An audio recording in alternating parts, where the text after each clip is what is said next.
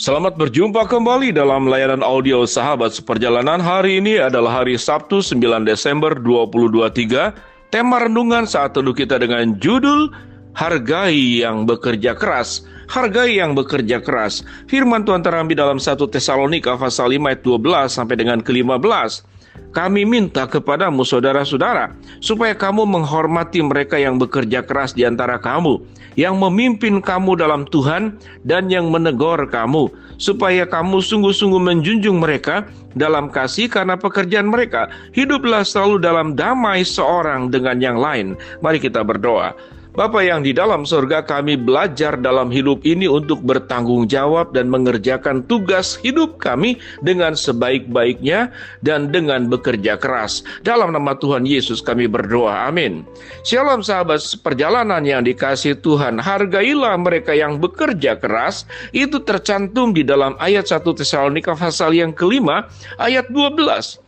Kami minta kepadamu saudara-saudara supaya kamu menghormati mereka yang bekerja keras di antara kamu, yang memimpin kamu dalam Tuhan dan yang menegur kamu.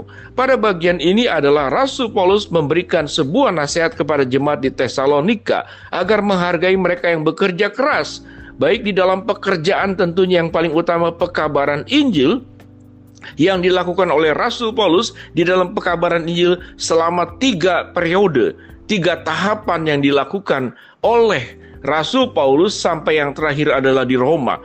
Kemudian Rasul Paulus punya banyak pengikutnya, banyak murid-muridnya, banyak rasul-rasul yang kemudian itu bertumbuh mendapatkan murid kembali.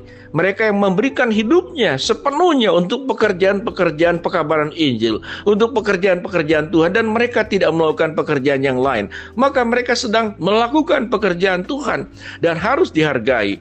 Oleh sebab itu para rohaniawan itu diberikan sebuah hak hidup dan mendapat yang layak dan wajar. Tentu jangan sampai kurang, juga jangan sampai berkelebihan.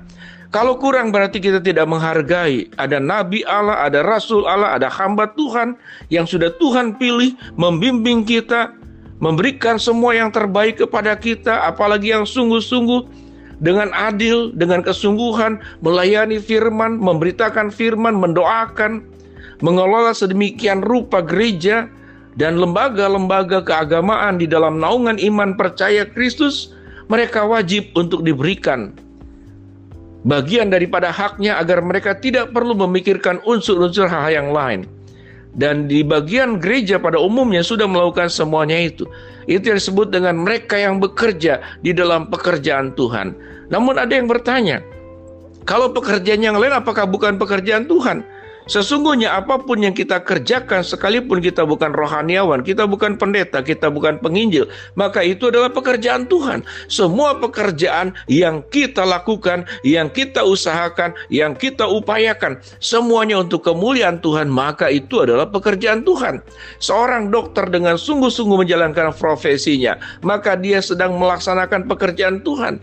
Karena mengelola dunia, menjaga dunia, mengasihi manusia, memberikan semua hal yang terbaik buat bumi ini yang Tuhan ciptakan, itu adalah pekerjaan Tuhan yang diperintah kepada Adam dan Hawa dari mulai dunia ini diciptakan sampai kemudian pada hari ke-6 manusia yang diciptakan.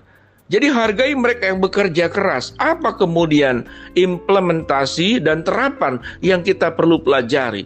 Sahabat seperjalanan, sebagai orang-orang percaya, khususnya mereka yang diberikan kepercayaan, kita punya anak buah, kita punya pegawai, atau saudara sebagai kepala sekolah, atau yang di bawahi kita, mungkin kita bekerja di satu bagian, tapi kita punya kewenangan untuk mengatur penggajian, untuk mengatur apa yang didapat setiap bulannya, hak-hak dasarnya, mungkin hak cuti, hak hamil, hak yang lain.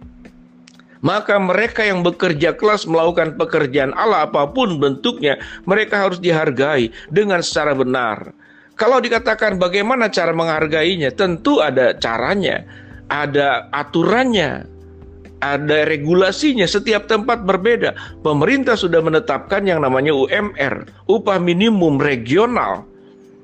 Itu yang ditetapkan oleh firman Tuhan. Lalu selebihnya bagaimana? Tergantung kepada keahlian, tergantung dalam hubungan bisnis, dalam hubungan bekerja sama, itu tentu ada timbang-timbangnya. Tetapi sesuatu yang sudah disepakati bersama, jangan sekali-kali kemudian diambil haknya. Karena kita harus menghargai mereka yang bekerja keras. Lalu pertanyaannya, kalau mereka yang tidak bekerja keras bagaimana? Tentu kita mengingat kembali tentang talenta 1, 2, dan yang kelima. Siapa yang kemudian yang tidak mengerjakan bagiannya, yang malas, yang tidak bertanggung jawab? Firman Tuhan berkata yang 1 talenta diberikan, dia mengubur talenta itu. Maka bagian daripada tanggung jawab kita juga mengambil talenta itu dan diberikan kepada mereka yang mau bekerja keras dengan sungguh-sungguh. Sahabat seperjalanan yang dikasihi Tuhan, hargai mereka yang bekerja keras. Kita melihat mungkin pembantu kita, supir kita, orang-orang yang ada di sekitar kita, tatkala mereka sudah melakukan kewajibannya melebihi, maka kita perlu menghargai mereka secara adil dan benar. Karena kasih itu bukan menekan. Jangan kemudian kita melakukan hal yang sebaliknya, menekan orang yang sudah di bawah, memeras orang yang sudah tidak ada lagi apa-apanya. Tindakan pemerasan, tindakan tekanan, sewenang-wenang, mendominasi, sampai kemudian hak-hak pribadinya pun tidak diberikan. Dan kemudian kita berlaku buruk, kita menjadi manusia yang kejam, kita menjadi manusia yang kemudian tidak melaksanakan keadilan di tengah-tengah dunia ini. Sahabat seperjalanan, terapan apa yang kita harus lakukan tentang menghargai mereka yang bekerja keras?